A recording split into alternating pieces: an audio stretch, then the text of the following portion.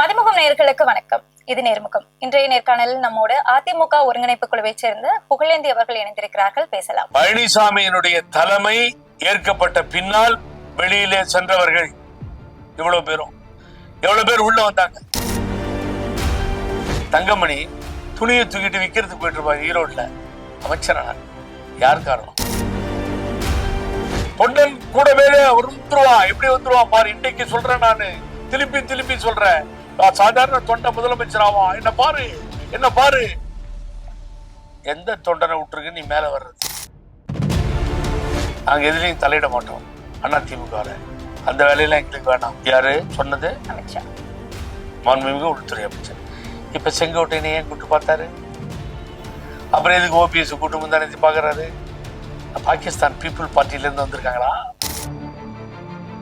அந்த DMK அகற்றணும், DMK ஒழிக்கணும், DMK அனுப்பிச்சிடணும். BJP விட்டு வெளியில ஓபிஎஸ் என்ன வரமாட்டாரு.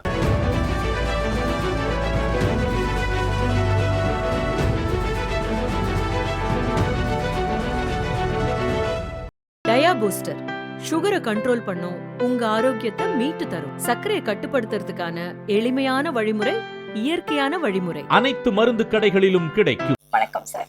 மதிமுகத்திற்கு வணக்கம். பார்க்கின்ற நேயர்களுக்கு நெஞ்சார்ந்த நன்றி.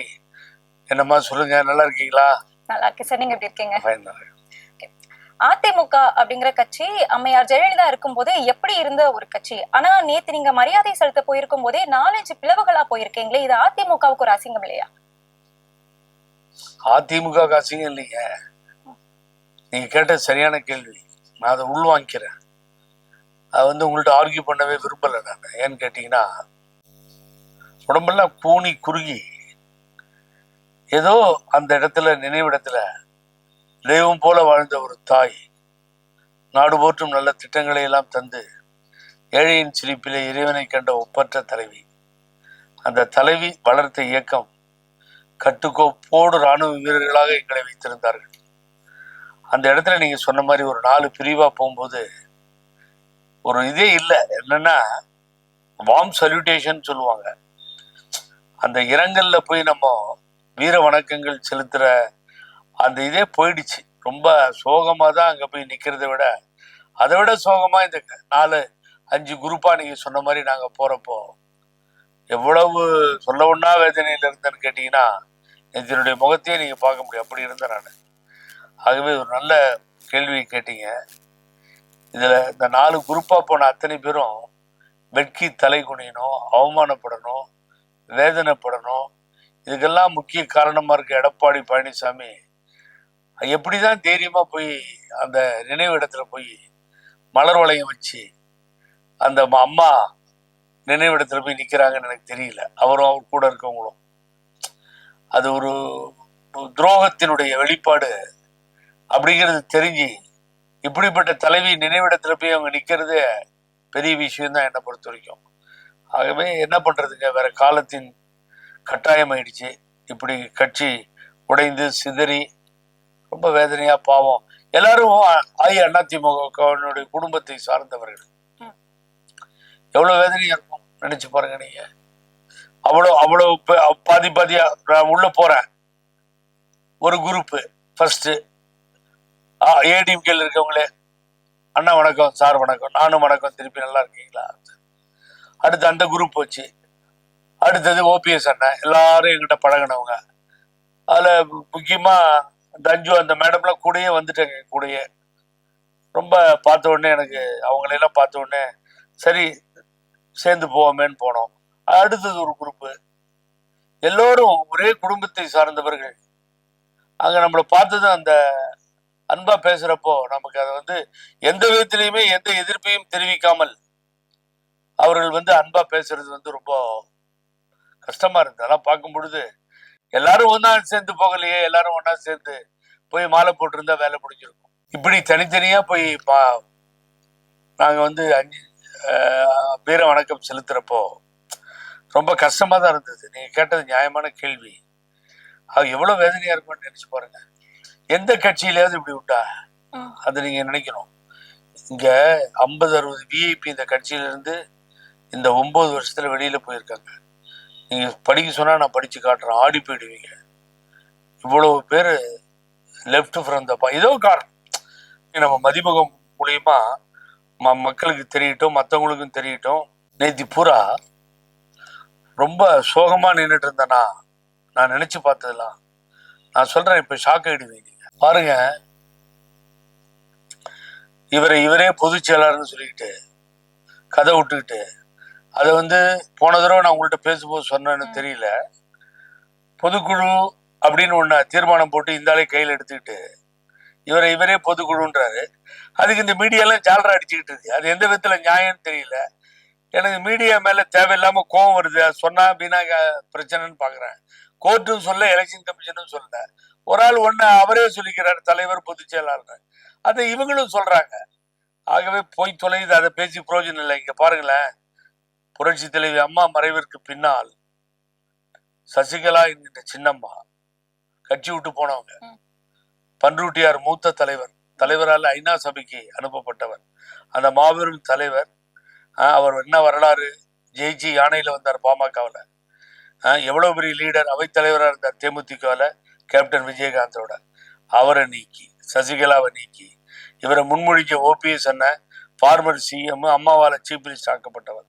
அவரை நீக்கி முன்னாள் அமைச்சர்கள் கூப்பா கிருஷ்ணன், தோப்பு வெங்கடாச்சலம், KA செங்கோட்டையன், இன்பத்தமிழன், ஆனந்தன், வெள்ளமண்டி நடராஜன், பழனியப்பன், செந்தில் பாலாஜி, உடுமலைப்பேட்டை சண்முகவேலு, வைத்தியலிங்கம், செந்தமிழன், அன்வர் ராஜான்ற முன்னாள் MP, அப்புறம் லேபர் மினிஸ்டரா இருந்தார் அவரும், வளர்மதி ஜெபராஜ் மதுரை, ராஜகண்ணப்பன் முன்னாள் மினிஸ்டர், இப்ப போயிட்டார் அம்மா இறந்த பின்னாடி DMK போய் செட்டில் ஆயிட்டார். நயினார் நாகேந்திரன். இந்த பாரதிய ஜனதா கட்சியினுடைய தலைவர் எங்கிருந்து வந்தாருன்னா ADMK இருந்து வந்தவர் தான். பாண்டுரங்கன் ஒரு பீச வச்சிட்டு பாரு மினிஸ்டர். அம்மா பார்த்த உடனே கன்னத்துல போட்டுக்குவாரு. நீங்க பாத்தீங்களோ இல்லையோ தெரியாது அவரை. நம்ம புதுவை மாநில ஓம் சக்தி சேகர் என்னோட பிரதரா இருக்கவர் அவரு. அப்புறம் தங்க தமிழ் செல்வன் ex-MP. அதுக்கு பின்னாடி பாத்தீங்கன்னா Pandiammal ex-MLA, Gingee Ezhumalai ex-MP, Ratna Sabapathi ex-MLA, Arukutty ex-MLA, Govindaraj Krishnagiri ex-MLA, KP Kandasamy ex-MLA, Narasimhan ex-கொறடா, Gopalakrishnan ex-MP, Kalaiselvan ex-MLA, Vijila Sathyananth ex-MP, Uma Maheswari ex-MLA, Jayanthi Padmanabhan ex-MLA, Ambur Balasubramaniam ex-MLA, Ethirkottai Subramaniam ex-MLA, R Lakshmanan இப்ப DMK போயிட்டார் விழுப்புரத்துல. யார நம்ம வீராதி வீரன் சூராதி சூரன், நம்ம இவரை தோக்கடிச்சார்ல சண்முகம், நம்ம CV சண்முகத்தை தோக்கடிச்சாரு அவரு, கணபதி கோவை, அப்புறம் டாக்டர் சுந்தர்ராஜ். அப்புறம் என்னன்னு கேட்டீங்கன்னா சேலஞ்சர் துறை ஃப்ரம் கோவை, கோவையில நாகராஜன் ஒரு ex-MP. அதுக்கு பின்னாடி சூரியமூர்த்தி இப்ப நம்மளோட வழக்கு போட்டிருக்கவர் நானு. அதுல ஒருத்தன் என் கூடையே நோடு இருக்கக்கூடிய அன்பு சகோதரர் JCT பிரபாகரன் அண்ணன், 2 பேர் நைட்டு கூட சந்திச்சோம். அப்புறம் பூவை கந்தன், இவங்க நல்ல ஒர்க்கர்ஸ். கல்லையில் ஒரு வேங்கையன் ஒரு மாவட்ட செயலர், சூப்பர் செயலாளர். அவர் மாதிரி ஆளுங்க கட்சி கிடைக்க மாட்டாங்க. இப்படி நான் அடுக்கிக்கிட்டே போலாமா. அது அப்புறம் நம்ம கஜேந்திரன் கூட இருக்காரு அவரு. இவ்வளவு பேரும் பிரின்ஸ்னு கன்னியாகுமரியில இருந்து வந்திருக்காரு. இது மாதிரி பல ஒர்க்கர்ஸை சொல்லிக்கிட்டே போனா 2 மணி நேரம் ஆயிடும். ஒரு கட்சியில இருந்து எவ்வளவு பேரை படிச்சிருக்கேன், ex-MP MLA கிட்டத்தட்ட 50 to 60 பேரை உங்களுக்கு படிச்சிருக்கேன். பழனிசாமியினுடைய தலைமை ஏற்கப்பட்ட பின்னால் வெளியிலே சென்றவர்கள் இவ்வளவு பேரும், எவ்வளவு பேர் உள்ள வந்தாங்க பழனிசாமி சொல்லிட்டு, எனக்கு பழனிசாமி கூட இருக்க அறிவாளிகள் அறிவாய்ந்தவர்கள் சொல்லட்டும். இந்த 9 வருஷத்துல அதிமுக வந்தவர் யார்? சென்றவனை கேட்டேன் வந்து விடு என்றான், வந்தவனை கேட்டேன் சென்று விடு என்றான்ற கதையா என்னங்க? சரி, இவங்க வெளியே வந்தவங்க எல்லாமே மாற்று கட்சிக்கு தானே போயிட்டு இருக்காங்க. அப்ப அதிமுக ஒருங்கிணைப்பு அதிமுக யார் வந்தான்னு உங்களை கேட்டுட்டு இருக்கேன். யாரும் வரல சார். அதிமுகல இருந்து வெளியே போனவங்களே மாற்று கட்சிக்கு போறாங்களே. அப்ப ஒருங்கிணைப்புக்குள்ள அவங்க எல்லாம் ஒருங்கிணைச்சிருக்கோம். ஒண்ணு ஒருங்கும் பண்ண முடியாது, இணையவும் முடியாது. ஒரு மாடுதான் தகராறு பண்ணுது. எந்த மாடு தகராறு பண்ணுது? பழனிசாமின்ற மாடுதான் பிடிக்காம தானே சார் வெளியே வந்திருக்காங்க. அப்ப அவங்க எல்லாம் நீங்க அப்படி எடுத்துக்கவே கூடாது. உங்களுடைய தலைமை, டிரைவர் ஆர் க்ரோ பைலட் ஆற்று இன்ஜினை ஓட்டுகின்ற ரயிலை ஓட்டுகின்ற டிரைவர் வாட் எவர் மேபி, அந்த டிரைவருடைய கடமை டெஸ்டினேஷன்ல போய் சேர்க்கணும். சேர்க்காம சரியில்லை டிரைவிங்னா ஆக்சிடென்ட் தான் ஆகும். இதுதான் ஆரம்பத்திலே சொன்னோம், இந்த டிரைவர் சரியில்லை மாத்துங்கடா, சரியா வராது. அப்ப இந்த ஆளை உட்கார வச்சு இவ்வளவு மைனஸ் பாயிண்ட்ல போய்கிட்டு இருக்கு. அப்ப என்ன பண்ணும், அந்த தலைமையை மாத்தணும், வெளியில போகணும் அவரா இறங்கி. நான் எடுத்திருக்கேன் இந்த சப்ஜெக்ட் யாரும் எடுக்கல.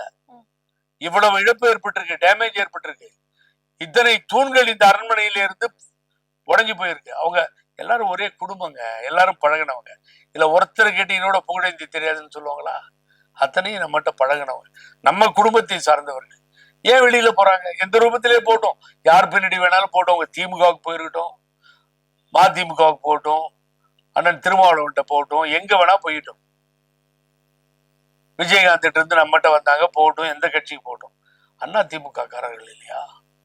அம்மாவால் சட்டமன்ற உறுப்பினராக்கப்பட்டவர்கள், அம்மாவால் நாடாளுமன்ற உறுப்பினராக்கப்பட்டவர்கள், அம்மான்னு போய் நின்று கதர்னப்ப கெஞ்சனப்ப நாடறியாதவர்களை நாடறி செய்த தெய்வமாக இவர்களுக்கு போஸ்ட் எல்லாம் கொடுத்து அழகு பார்த்த தெய்வம். சாதாரண ஆள் கூட எங்கேயோ போய் மினிஸ்டராக இருந்தா பார்த்தோமா இல்லையா? நான் தப்பா சொல்ல. அண்ணனுக்கு ஆரம்பத்தில் என்ன ஓபிஎஸ் டீ கடை உழைப்பாளி. அவர் எந்த உயரத்துக்கு வந்தார்? முதலமைச்சரா வந்தார். யாரு காரணம்? அம்மா காரணம். கண்டக்டரா வேலை பார்த்தான், மந்திரி ஆனா யார் காரணம்? அம்மா காரணம்.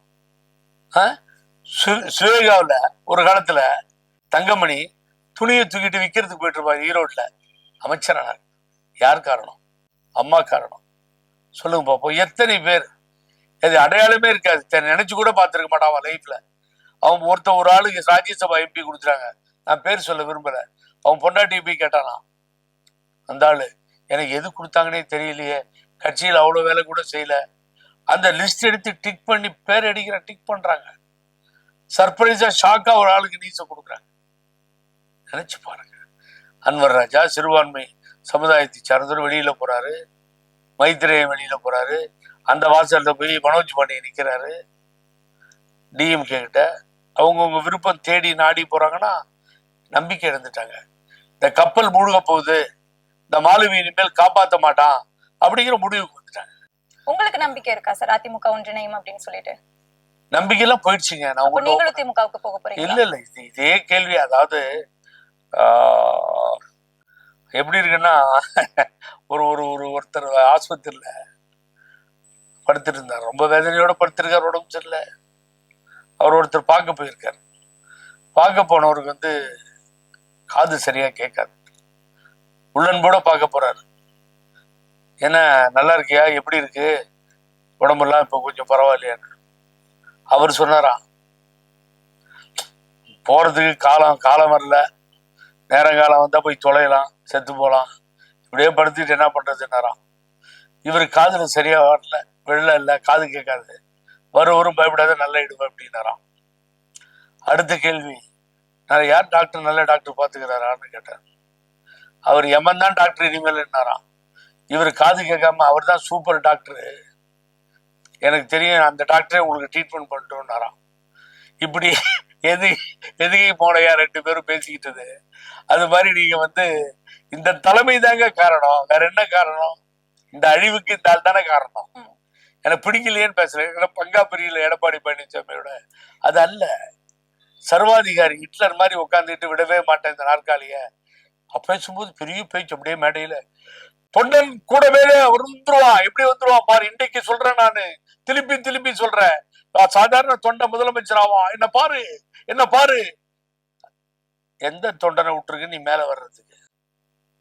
அமைப்பு செயலாளர் கட்சியில, மாவட்ட செயலாளர் கட்சி இருக்கும் பொழுது, முதலமைச்சர், எத்தனை ஹோம் மினிஸ்டர், எத்தனை பதவியை கையில வச்சுட்டு காலம் தள்ளீங்க நீங்க? எந்த தொண்டனை எங்க வாழ வச்சிருக்காரு இவரு? இப்படிப்பட்ட ஒரு சூழ்நிலை. சார் இப்போ அந்த தலைமை தான் காரணம் அப்படின்னு சொல்றீங்க. இப்போ அந்த தலைமை எடப்பாடி இல்லாத ஒரு அதிமுக உருவாக்குறதுக்கு பேச்சுவார்த்தை போயிட்டு இருக்கதா சொல்லப்படுது. அப்படியா? ஆமா சார். யாரு அது? நீங்க தான் சார் சொல்லிருந்தீங்க நேத்துக்கு. இல்ல, நீங்க தாங்க சொல்றீங்க எடப்பாடி இல்லாத. பெரிய பெரிய குட் நியூஸ காலையில நீங்க சொல்லும் போது நான் மகிழ்ச்சியா, யார் பேசுறாங்களா? டெல்லியில ஓபிஎஸ் வந்து அமித்ஷாவை சந்திச்சிருக்காங்க. அங்க வந்து இந்த பேச்சுவார்த்தை நடந்ததா செய்திகள் எல்லாம் வந்திருக்கு. அதிமுக ஆபீஸ் டெல்லிக்கு போயிடுச்சோ? இப்ப டெல்லியில தான் பேசுறாங்களா ஏடிஎம்கே பத்தி? பாரதிய ஜனதா கட்சியை பத்தி டெல்லியில பேசுறது இல்ல, அதிமுக பத்தி தான் பேசிட்டு இருக்காரு அமித்ஷா. எங்க நான் கேக்குறேன், பக்கத்துல உட்கார வச்சு பழனிசாமி இவரே டிக்ளேர் பண்றாரு கூட்டணின்னு. இவருக்கு ஒரு மாலை மரியாதை எல்லாம் போட்டாங்க, ஷால். இந்த பழனிசாமியை கண்டுக்கவே இல்லை யாரும். என்ன போலோ, ஓகே பாஸ், தன்யவாத், நோ ப்ராப்ளம் அப்படின்னு பக்கத்துல உட்காந்து கூட்டணி அனௌன்ஸ் பண்ணிட்டு அமித்ஷா போயிட்டார்ல. அப்ப நம்ம நிருபர் கேக்குறாங்க, சார் அவங்க எல்லாம் என்ன சார் ஆவாங்க? இந்த ஓபிஎஸ்ன்னு ஒருத்தர் ஓடி வந்து ஏறதுக்கு வராரு, இந்த சசிகலான்னு சின்னமா பறந்து வராங்க, அவங்க எல்லாம் நீங்க சேர்த்துக்குவீங்களா? டிடிவி தினகரன் வேற ஆடிக்கிட்டு இருக்காரு, என்ன சொல்றீங்கன்னு கேக்குறாங்க. No no no, we will not intervene இந்த லோக பார்ட்டி இன்டர்னல் மேட்டர். நாங்க எதுலையும் தலையிட மாட்டோம் அதிமுகல, அந்த வேலையெல்லாம் எங்களுக்கு வேணாம். யாரு சொன்னது? அமித்ஷா, மாண்புமிகு உள்துறை அமைச்சர். இப்ப செங்கோட்டையனை ஏன் கூட்டு பார்த்தாரு? அப்புறம் எதுக்கு ஓபிஎஸ் கூட்டு முந்தானத்தை பாக்குறாரு? பாகிஸ்தான் பீப்புள் பார்ட்டில இருந்து வந்திருக்காங்களா, இல்ல இவர் சொன்ன அதிமுக இருந்து வந்திருக்காங்களா? என்னங்க அர்த்தம் அது? இப்ப ஏன் பஞ்சாயத்து பண்ற நீ? அது குருமூர்த்தி ஒருத்தர், ஆரம்பத்துல இருந்து அவர் தான் நாரதர், விட்டு சும்மா சூப்பரா தூள் கிளப்பிட்டு இருக்காரு. இப்ப கூட்டு போய் மாட்டி விட்டாரு.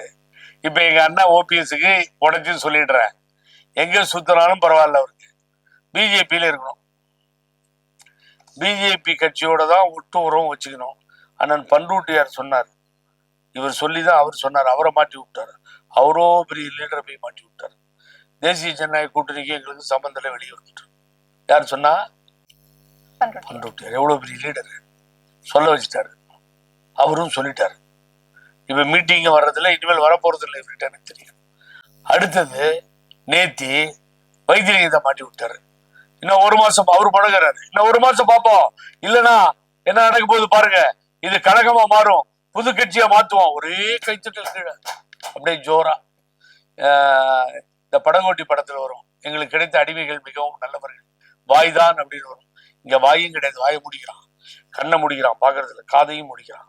பாவம், அத்தனை பேரும் நம்பி வந்து நட்டாட்டு நினைக்கிறான், நடு ரோட்ல நிக்கிறாங்க நண்பர்கள் தோழர்கள் எல்லாம். இப்படி ஒரு முடிவு பண்ணி 15 நாள்ல கட்சி ஆரம்பிக்கிறேன். உடனே அடி, பிரேக்கிங் அடி.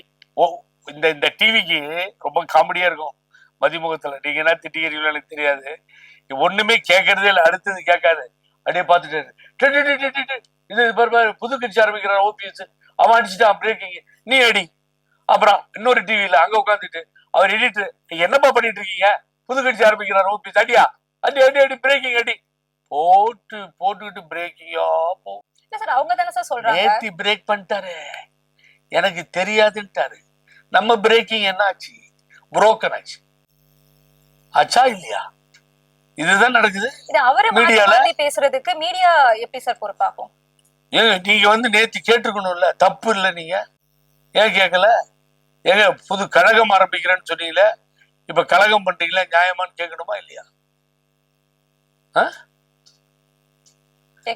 இது மாதிரி தவறான செய்திகளை பரப்பி கொண்டு போறாங்க. ஆகவே அவர் பிஜேபி விட்டு வெளியில ஓபிஎஸ் என்ன வரமாட்டாரு. உங்களுக்கு பிரேக்கிங் அதான் நான் தரேன், எந்த காரணம் யார் சொன்னாலும் இது நடக்காது, நம்பவே நம்பாதீங்க. உண்மையை சொல்லிட்டாரு, புது கட்சி ஆரம்பிக்கிறதுலட்டாரு, அவர் பிஜேபி விட்டு வரப்போறது இல்லை, இதுதான் உண்மை. அங்க இருக்க அப்படியே நிர்வாகத்தில் இருக்க அத்தனை பேரும் மண்டையை பிச்சுக்கிட்டு இருக்காங்க. இல்ல சார், இப்போ வந்து செங்கோட்டையன் வந்து அமித்ஷாவை சந்திக்கிறாங்க, அவங்க வந்து தாவிகாவில போய் இணைகிறாங்க. இப்போ அதே மாதிரி ஓபிஎஸ் அவர்களும் சந்திக்கிறாங்க, அதிமுக ஒருங்கிணைக்கணும்னு சொல்றாங்க. அவரும் வேறு கட்சிக்கு போக மாட்டாரு அப்படிங்கறதுல என்ன ஒரு உத்தரவு இருக்கு? யாரு வேற கட்சிக்கு போக மாட்டாரு? ஓபிஎஸ் அவர்கள், ஓ பன்னீர்செல்வம் அவர்கள் வேற கட்சிக்கு போறேன்றாரு, போக மாட்டாரு அப்படிங்கிறதுக்கு என்ன ஒரு இது இருக்கு? அது நான் உத்தரவாதம் தர முடியாது, உங்களுக்கு எப்படி நான் தர முடியும்? அவர் போவார் இல்லைன்னு சொல்ல முடியாது, அவர் தான் நேரத்துக்கு நேரம் மாறுறாரு. அவர் திடீர்னு ஏதாவது பண்ணாருன்னா அப்புறம் நான் சொன்னது பொய் ஆயிடும். அவர் தனிப்பட்ட விருப்பம், போகலாம் போகலாம் இருக்கும், எதுவும் நடக்கலாம், சுதந்திர நாடு. அதே மாதிரி பார்த்தோம்னா நேத்து மரியாதை செலுத்திட்டு இருந்தீங்க. அப்போ மரியாதை அப்படிங்கிறது அம்மா அவங்க சமாதிக்கு போய் நடந்து போய் அவங்களுக்கு மாலை மரியாதை செலுத்துறதுதான். ஆனா டிடிவி தினகரன் அவர் மட்டும் ஒரு புதுசா ஒரு மரியாதையை செலுத்திருக்காரு சார், அப்படி வாகனத்திலேயே வந்து. இத பத்தி என்ன நினைக்கிறீங்க? வாகனத்திலேயே வந்தாரு? ஆமா. மேல நின்னுட்டா? இல்ல இல்ல இல்ல, நின்னுட்டு தான் வந்தாரு. ஆமா, வாகனத்துல மேல நின்னுட்டு வந்தாரு. அஞ்சலி செலுத்துறது, வார்ம் சல்யூட்டேஷன். இறந்தவங்களுக்கு இது வரைக்கும் இந்தியன் ஹிஸ்டரியிலேயே பேரறிஞர் அண்ணா, தந்தை பெரியார், புரட்சி தலைவி அம்மா, எம்ஜிஆர்னு நடந்தே போவோம். அவங்க கலைஞருக்கு அண்ணா சிலையிலேருந்து நடந்து வருவாங்க. வாகனத்தில் நின்று அஞ்சலி செலுத்தி வீர வணக்கம் செலுத்திய ஒரு மாபெரும் தலைவர் டிடிவி தினகரன் தான். இறங்கி நடந்த குறைஞ்சிடுதா? காலையில நடக்கிறதுக்கு பிறந்த நாள்ல நீ போயிருந்தா கூட நியாயம். இறந்த நாள்ல போய் வண்டி மேல நின்றுட்டு எலெக்ஷன் கேன்வாஸா பண்ற. ஏற்கனவே நீ பண்ண ஆர்கே நகர் உள்ளரையே போறதில்லை. நீ ஜெயிச்சு வந்ததோட சரி. இமாலய மாபெரும் வெற்றி. அந்த மக்களை எப்ப போய் பார்த்தீங்க? கீழே இறங்க மாட்டாங்க, அவங்க மேல ஏறிட்டாங்க. ஆகவே கீழே இறங்கி வரவன் தான் மக்களோட மக்களா இருக்க முடியும். இப்படிதாங்க அந்த அந்த இடத்துக்கு போகும்போதே ரொம்ப மனசு கஷ்டமா போச்சு. இதையெல்லாம் பாக்குறப்போ நம்ம சின்னம்மாவும் வராங்க. அந்த டிஎம்கேவை அகற்றணும், டிஎம்கே ஒழிக்கணும், டிஎம்கே அனுப்பிச்சிடணும். வீட்டுக்கு லேப்டாப் கொடுக்கல, சாக்லேட் கொடுக்கல, பென்னு கொடுக்கல, பென்சில் கொடுக்கல. நானும் நேற்று சும்மா பார்த்த வணக்கம் வச்சேன். ஆகவே திமுக ஒழிக்கப்பட வேண்டும். என்ன சாபமா விடுறீங்க? நீங்க சொன்ன உடனே திமுக போயிடுமா வீட்டுக்கு? அதுக்கு என்ன அடிப்படையா என்ன வேலை செய்யறேன்னு ஏதாவது உண்டா?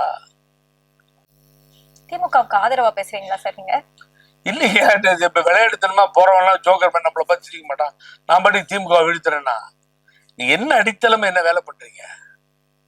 அத விஜய் பண்ணிட்டு இருக்காரு, அது தாவேகா பண்ணிட்டு இருக்கு அந்த வேலையை. அவன் வெளியில தெரியாம நல்லா ஒரு ஃபீல்டு ஒர்க் பயங்கரமா போயிட்டு இருக்கு. நீ பாருங்க, ஒரு எரிச்சலான பேப்பர் ஒண்ணு இருக்குல்ல, தினமலர்னு, அதுல திமுக 90-70 சீட்டு தாவேகான்னு போட்டிருக்காங்க. அவங்களே போட ஆரம்பிச்சிட்டாங்க. ஆகவே எதிர்த்து போராடக்கூடிய ஒரு கட்சியாக களத்திலே இன்றைய தினம் திமுகவை எதிர்கொள்ள தயாராகி கொண்டிருக்கின்ற ஒரு இயக்கம் தாவேகா. சோ திமுக தாவேகாவுக்கு தான் போட்டி அப்படிங்கிறது தான் உண்மை.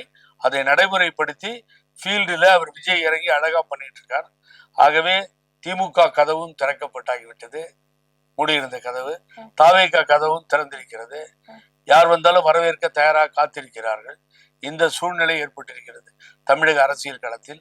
ஆகவே அழிந்து போய் கொண்டிருக்கிறது அதிமுக எடப்பாடி தலைமையில் இருக்கின்றது. இங்க தொண்டர்கள் நாங்க ஏத்துக்க மாட்டோம். பிஜேபி கூட்டணி, அந்த கூட்டணி, எடப்பாடி பழனிசாமி சென்டர்னு எந்த தொண்டரும் புகழேந்தி வழியில் தான் நிற்பான். ஏத்துக்க மாட்டோம்.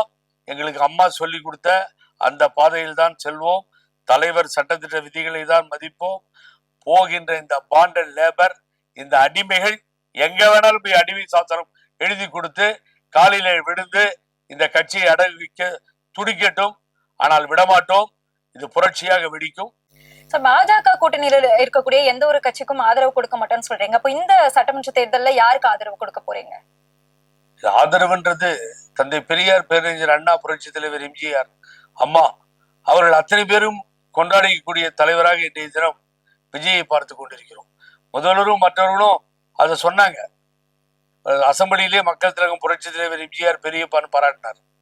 முதல்வர் தங்கம் தென்னரசு கூட பேசினார். ஆனா தந்தை பெரியாரை பின்னிறுத்தி அவர் முன்னாலே நின்று உரையாற்றுகின்ற காட்சியை, தந்தை பெரியாரை மதித்து அவரை போற்றி வணங்குகின்ற காட்சியை விஜயிடத்திலே பார்க்கிறேன் நான். ஆகவே விஜயை பொறுத்தவரை, அவர்களை பொறுத்தவரை திராவிட இயக்க தலைவர்கள் அண்ணல் அம்பேத்கர், அதற்கு பின்னாலே தியாகி அஞ்சலி அம்மாள் போன்றவர்கள் அவர்களைத்தான் போற்றுகிறார், புகழ்கிறார், பாராட்டுகிறார். ஆகவே எங்களுடைய இயக்க தலைவர்களை அவர் பாராட்டுவதால் அவரை நாங்கள் பாராட்டுகிறோம், போற்றுகிறோம். ஆனா என்ன முடிவுன்றத நிதானமாக முடிவெடுப்போம். முடிவெடுக்கும் போது நிச்சயமா உங்கள்கிட்ட சொல்லுவோம். பேச்சுவார்த்தை நடந்துட்டு இருக்கதா சொல்லப்படுது சார், அது உண்மையா? தாவேகா உங்ககிட்ட பேச்சுவார்த்தை நடத்துறதா? எது நடந்தாலும் உங்களுக்கு தெரிஞ்சிடல. நான் ஏன் போய் மறைஞ்சு ஒளிஞ்சு சொல்ல போறேன்? நீங்க தானே சார் சொல்லுங்க. நான் தான் விஜய், நான் வந்து விஜய புகழ்ந்து தானே பேசுறேன், தப்பா பேசலையே. எங்க தலைவர்களை திமுக இருந்து புகழ்ந்தாலும் சரி, அவர் புகழ்ந்தாலும் சரி, பாராட்டி தான் பேச வேணும். ஆனா அவர் வந்து கரெக்டா இருக்காரு. பிஜேபி கொள்கை எதிரின்றாரு. பிஜேபி கூட கூட்டணி மறைமுகமா இருக்கு, பாஜகவோட பி டீம் அப்பெல்லாம் எல்லாம் வந்து ஏங்க இத்தனை நாள் வந்து டிஎம்கே தான் இயக்குது விஜய்னாங்க. அதை இந்த மீடியா தான் தூக்கி விட்டு வேடிக்கை பாத்தீங்க. எல்லாரும் இப்ப பாஜகவை எதிர்த்து ஒரு வார்த்தை கூட பேசவே யாரு பேசல. தாவேகா தலைவர் விஜய் அவர்கள் பேசவே இல்லை. தினமும் மேடை போட்டு திட்ட சொல்றீங்களா? தினமும் திமுகவை திட்டிட்டு இருக்காங்களே, ஒவ்வொரு விஷயத்துக்கும் திமுகவை திட்டுறாங்கன்னா. இல்லைங்க, சாரி, அன்னைக்கு கூட காஞ்சியில கூட பேசினாரு. பேரறிஞர் பெருந்தகை அண்ணா பிறந்தநாள் கூட்டத்துல அவரு ஆளுங்கட்சி தான் பேச முடியும், அவர் எதிர்த்து பேசுகிறார். அப்ப பிஜேபி பத்தி பேசிக்கிட்டு தான் இருக்காரு, கொள்கை எதிரின்னு சொல்லி. எப்ப சார் பேசுறாங்க? அவர் பேசுறது எத்தனை தூரம் நானே கேட்டுக்கிறேனே. கொள்கை எதிரின்னு சொல்றாங்க சார். ஆனா கொள்கை எதிரி பண்ணக்கூடிய அந்த விஷயங்களை பாயிண்ட் அவுட் பண்ணி பேசுறாங்க. வரும். ஏன் நீங்க உடனே தவழ்ந்து நிமிர்ந்து நடக்க ஆரம்பித்திருக்கிறார்கள், இனி பேச ஆரம்பிப்பார்கள். இப்போ கேஎஸ் போய் சேர்ந்துட்டாரு வச்சுக்கோ, அதுக்கு பின்னாடி நாஞ்சில் சம்பத் போய் சேர்ந்திருக்காரு. நாஞ்சில் சம்பத் என்ன மாதிரி பிஜேபிக்கு எதிரான கொள்கையை கொண்டவர், அதுல மாற்று கருத்து இல்லை. அவங்க எல்லாம் உள்ள சேர்க்கும் போது அதுதானே பேசுவாங்க. நாங்க எப்படிங்க, நாங்க ஓபிஎஸ் சொன்ன மாதிரி பிஜேபிக்கு எல்லாம் ஜால்ரா போட ரெடியா இல்ல. அப்ப வெளியே இருந்து போற நீங்க தான் பேசுவீங்க, அப்ப அவங்க தலைவர் பேச மாட்டாரா சார்? தலைவர் பேசுவாருங்க, ஏன் பேச மாட்டாரு இந்த கட்சி நினைக்கிறீங்க? என்னுடைய கொள்கை எதிரி பாரதிய ஜனதா கட்சி அப்படின்னு சத்தம் போட்டு கட்டி அடிச்சா மட்டும் போதுமா சார்? போஸ்டர் அடிச்சா மட்டும் போதுமா சார்? கொள்கை எதிரி ஃபர்ஸ்ட் செகண்ட் மீட்டிங்லயே அவர் பிஜேபி எதிர்கொண்டு பேசியிருக்காரு. நானே கேட்டேன். அதுக்கப்புறமா என்ன பேசிருக்காங்க? இந்த கரு ஸ்டாம்பிற்கு அப்புறமா என்ன பேசிருக்காங்க? சிபிஐ வழக்குக்கு அப்புறமா நீங்க வேணா சொன்னீங்கன்னு சொல்லி தினம் காலையில எழுந்துச்சு அவர்கிட்ட பிஜேபி வேணா திட்ட சொல்றேன் நானு. இல்ல சார், காலையில எழுந்ததுக்கு அப்புறமே திமுகவை திட்டுறாங்களே சார். மழை வெள்ளம் தாங்கினா கூட அதுக்கு திமுக தான் காரணம் அப்படின்னு சொல்றாங்க. ஏங்க 794 கிலோமீட்டர் போட்டேன்னு சொல்லி சுமார் சிட்டி திட்டத்துல 1000 கோடி ஊழல் பண்ணி எங்கேயுமே தண்ணி தேங்காது, டிரைனேஜ்ல கீழே போயிடுன்னு முழக்கம் விட்டாரு எடப்பாடி பழனிசாமி. தண்ணி எப்படி போற மனுஷன் வீட்டுக்கு போய் சேரவே இல்லையே. காலையில அவன் என்ன வேண்டிக்கிட்டு வரான், எங்க பாரு பள்ளமா இருக்கு, திரும்பி வீடு வந்து சேரணும் சாமின்னு வேண்டான். அந்த யோகியத்தில் இருக்கு மெட்ராஸ் ரோடுக்கெல்லாம். அது யாரு? மாவீரன் 1000 கோடி அடிச்சார்ல, கமிஷன் போட்டுச்சுல திமுக, ஆக்ஷன் எடுத்துச்சா? ஆகவே நீங்க புதுசா வந்தவரை பிடிச்சுக்கிட்டு காரணமே இல்லாம ஏறானுங்க. கண்ணா அப்படின்னான்னு பேசு, நான் வந்துட்டான் கிழிச்சுட்டான் போயிட்டான். அவரும் பதில் சொல்லிட்டாரு. இதெல்லாம் காலகாலமா பார்த்தாச்சு. புரட்சி தலைவர் எம்ஜிஆர் பார்த்துட்டாரு.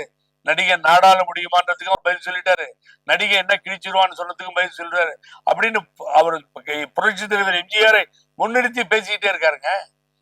ஆகவே அதுதான் வேணுமா இருக்கு இங்க அரசியல், அதுதானே முன்னிறுத்தி கொண்டு போறாரு. பிஜேபி ஸ்டாண்ட் எடுத்துட்டாரு. இப்போ இந்த 41 பேர் இறந்தாங்க, இல்ல பிரச்சனை ஆயிடுச்சு, சிபிஐ விசாரிக்குது. அப்ப அவங்க அந்த விஜய் பயந்துட்டு ஓடி போய் நான் கேக்குறேன் போய் பார்த்தாரா? அமித்ஷாவை பார்த்தாரா? ஆனா ஆதவ அர்ஜுனா போய் பார்த்துட்டு வந்தாரு, டெல்லிக்கு போயிட்டு வந்தாரு. எங்க சார் பார்த்தாங்க? ஆதவ அர்ஜுனா பார்த்தாரு, ஒரு போட்டோ கொடுங்க. சரி, இப்போ ஓபிஎஸ் போய் அமித்ஷாவை பார்த்தாரு அப்படின்னு சொல்றாங்க. ஆதவ அர்ஜுனா வந்து சொன்னார்ல ஓபிஎஸ் பார்த்தேன்னு. ஆதவ அர்ஜுனா அமித்ஷாவை பார்த்தாருன்னு சொல்லி ஒரு போட்டோ கொடுங்க. செய்திகளா வந்த செய்தி சார். அடிக்கடி நான் கூட தான் டெல்லி போறேன். இல்ல சார், தாவேக்கால எது சார் இப்போ போட்டோவா வெளியே வருது? எல்லாமே தகவலா வெளியே வரது மாதிரி அது ஒரு தகவலா வெளியே வருது. எப்படிங்க தகவலா வெளியே வரும்? நேற்று நாஞ்சில் சம்பத்தை கட்டி பிடிச்ச மாதிரி கட்சியில சேர்ந்த உடனே ஒரு போட்டோ வெளியில வச்சா இல்லையா? அதானே கட்சியில அம்மா பண்ணாங்கல்ல போயஸ் தோட்டத்துல, அவங்கதான் போட்டோ ரிலீஸ் பண்ணுவாங்க. இல்லாட்டினா நீங்க பிரஸ்ல என்னென்ன பண்ணுவீங்க கூத்துன்னு எங்களுக்கு தான் தெரியும். இப்படி கட்சி வச்சு இப்படி தொடச்சாங்க. ஒரு இங்கிலீஷ் பேப்பர்ல 2 மாசம் கழிச்சு ஏதோ ஒரு பிரச்சனை ஆன உடனே அம்மா அழறாருன்னு போடுறான். எவ்வளவு பிரச்சனைங்க இருக்கு நாட்டுல. ஆகவே அதெல்லாம் இருக்குங்க. ஆகவே அவர் அந்த ஸ்டாண்ட்ல நிக்கிறாருங்க. நான் இன்னும் ஓப்பனா போய் சொல்றேன், அந்த ஸ்டாண்ட்ல மாதிரி நாளைக்கு அவர் பிஜேபி வாழ்கன்னா அவரும் அவ்வளவுதான். இங்க எழுதி வச்சுக்கோங்க. அவர் பிஜேபி வாழ்கன்னு திரும்பி ஏதாவது போயிட்டாருன்னா கூப்பிட்டு அவர் ஸ்டாண்ட்ல இருந்து மாறுறான்னு வச்சுக்கோங்க, அதை மக்கள் ரசிக்க மாட்டாங்க. நாளைக்கு நீங்களும் விஜய்க்கு எதிராக பேசுவீங்க, அவரு பிஜேபிக்கு ஆதரவா சொன்னாங்கன்னா? டெஃபினட்டா ஒத்துக்க மாட்டேங்க. நீங்க பாரதிய ஜனதா கட்சிக்கு ஆதரவா யார் பேசுறாங்களோ அதுக்கு எனக்கு சம்பந்தம் இல்லை, நான் ஏத்துக்க மாட்டேன். தந்தை பெரியார் வழியில வந்தவன் நானு, அதுலதான் ஸ்டாண்ட் பண்றேன். அங்கதான் மகிழ்ச்சியா இருக்கு. பெரியார் படம் பெரிய படங்க. திராவிட கட்சிகள் அதை வச்சா ஓட்டு போயிடுமோன்னு நினைக்கிற காலத்துல அதை வைக்கிறாருன்னா ஒரு இளம் தலைவரா இளம் புயலா நீங்க பார்த்து அவரை பாராட்டணுமா இல்லையா? தந்தை பெரியாரை சின்னதா வச்சுக்கிறது இல்ல, தந்தை பெரியாரை பெரிய ஸ்கிரீன்ல பின்னாடி வச்சு அதை முன்னாடி நின்று பேசுறாரு, அம்பேத்கரை வச்சு பேசுறாருன்னா நீங்க பாரு. நான் என்ன கேக்குறேன், அரசியல்ல ஒரு புது கட்சி வந்திருக்கு, வாழ்க வளர்கன்னு சொல்லுங்க, நல்லா வரட்டுன்னு சொல்லுங்க. ஏன் இப்படி வரிஞ்சு கட்டிட்டு வாயில வந்தெல்லாம் திட்டுறானுங்க? அவனுக்கு என்ன வேலைன்னு தெரியல, கண்ணா அப்படின்னான்னு பேசுறானுங்க. அப்படின்னு சினிமாக்காரங்களா தான் இருப்பாங்க. கண்ணா அவருடைய பர்சனல் மேட்டரை பேசுறது, அசிங்கமா பேசுறது, இதெல்லாம் இங்க எடுபடாதுங்க. எவன் பர்சனல் மேட்டரையோ பேசியாச்சு, எந்தெந்த பொம்பளையோ என்ன கற்பழிச்சுட்டான்லாம் கத்தியாச்சு. அதனால அந்த அரசியல் கட்சியை க்ளோஸ் பண்ணிட்டு ஓட்டாங்களா? அதெல்லாம் இங்க நடக்காது. ஆகவே அவர் திராவிட இயக்க தலைவர்களை கொண்டாடும் வரை நாங்கள் பாராட்டுவோம். அதை திமுக எம்ஜிஆர் வாழ்ன்னு சொன்னாலும் பாராட்டும். ஒன்றும் தவறே இல்லை. நன்றி சார். தேங்க்யூ. நன்றி, வணக்கம்.